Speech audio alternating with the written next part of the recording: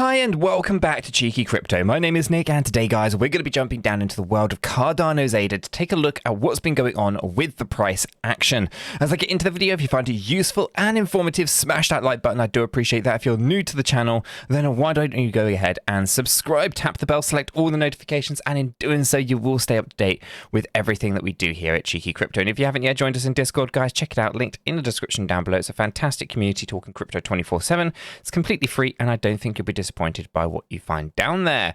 Okay, let's jump right down into this one. Cardano paired up with ADA on the hourly chart, and Binance is the data source. And as you can kind of see, following on from the previous video, we have this 5-wave structural move to the upside. We have a 3-wave correction at the moment, but we do also appear to have a corrective structure emerging here. Now, it's possible that this is something a little bit better, but I think for now it's probably best to look at it as it is, which is a corrective structure. So let me show you what this looks like from an Elliott wave theory point of view.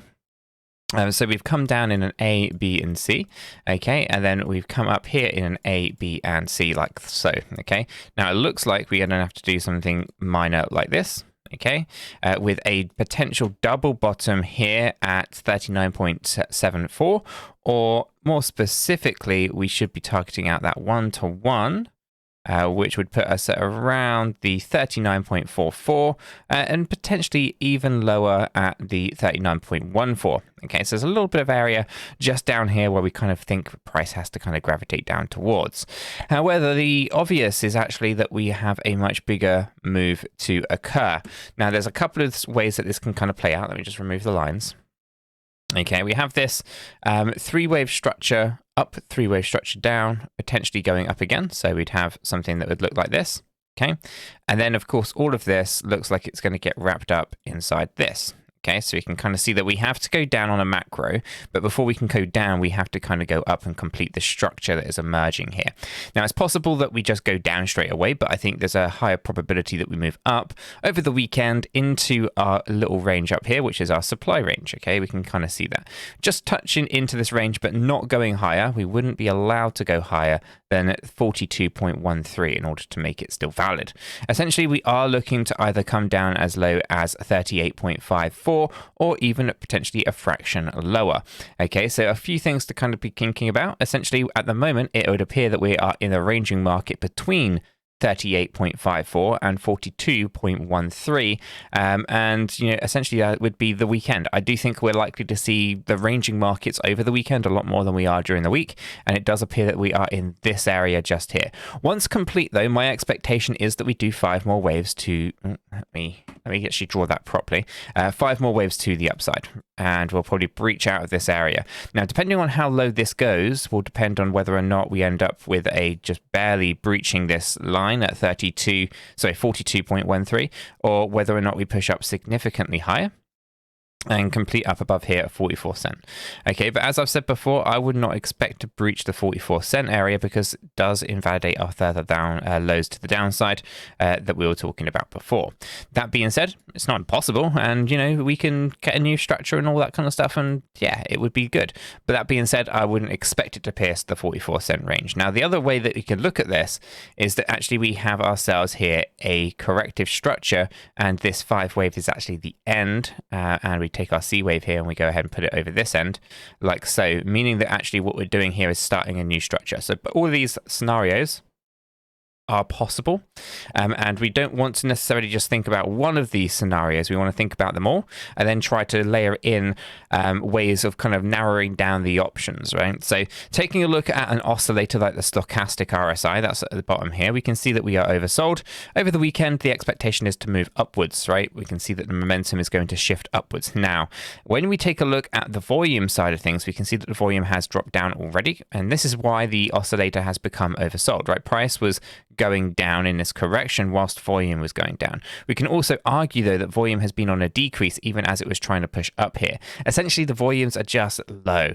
So we want to be aware that basically we can just range sideways for quite a significant period of time if the volume doesn't back any particular direction. And that is essentially what the oscillator of the stochastic RSI is telling us. It's telling us that we can have this move from oversold to overbought on our oscillator, yet price can just go flat and go sideways. They don't relate to each other. It only shows you the strength of a movement, right? So when we see a rapidly moving or fast moving stochastic RSI, it shows that we do have momentum in the opposite direction sometimes, or we have lack of momentum for the current direction. So for example, we can see over here, we had a really minor price correction, but we had a stochastic RSI that rapidly moved to the downside.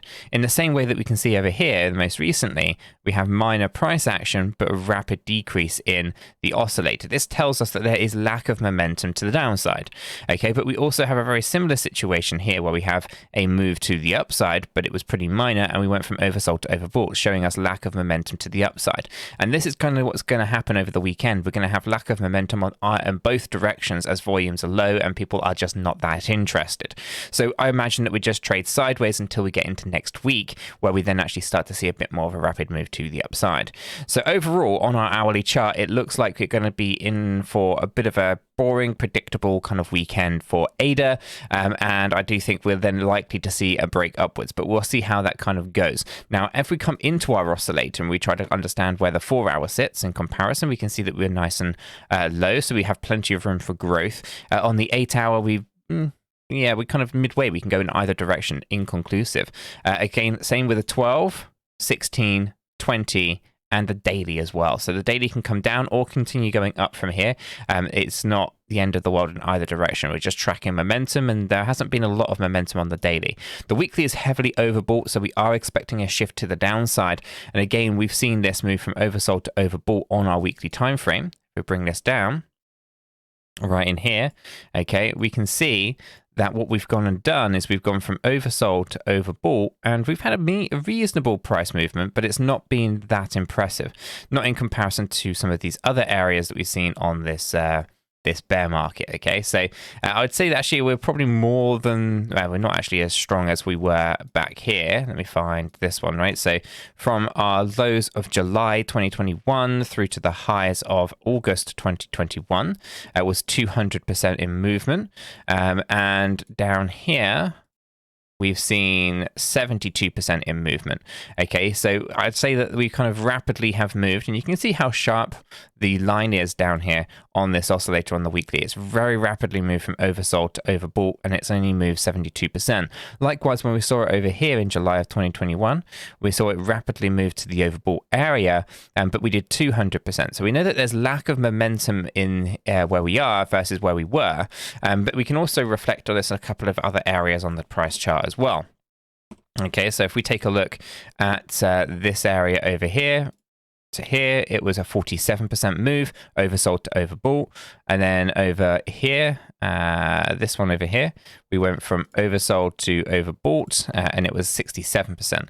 And again, we come down into new lower lows every single time. So right now, from oversold to overbought, we've moved 72%, so it's stronger than the previous few, but it's still overbought, and it hasn't moved anywhere near what we used to see from oversold to overbought. For example, on this side of the price chart, up here was 142%. So when there's volume backing these moves, we can see that there's much stronger movements in price than there are from where we are in the bear market at the moment. Although 72% looks pretty good right now, it is still heavily overbought. And every time that we've been overbought in this bear market and we've had moved to the downside to get over to oversold, we've had a 58% crash over there.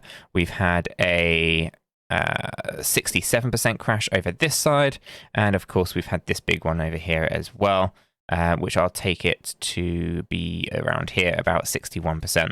So the expectation is that we come down, and we come down pretty reasonable, and I would say possibly coming down towards those low ranges if we were to repeat this one more time, which it isn't unheard of. We would be looking at potential here of some kind of WXYXZ. I would probably actually we adjust that to something like this, W, X, Y, X, and Z, taking us down lower, and we'll see how that kind of plays out. We don't necessarily have to do this. It's just an idea. It's just a thought. Let me know what yours are down in the comments below. Overall, I really do think that Cardano has a very bright future ahead of it. I think it's going to do incredibly well. I just don't think it's started just yet. With all that said, done and out of the way, guys, I hope everyone has a fantastic day, and I will catch you all in the next one.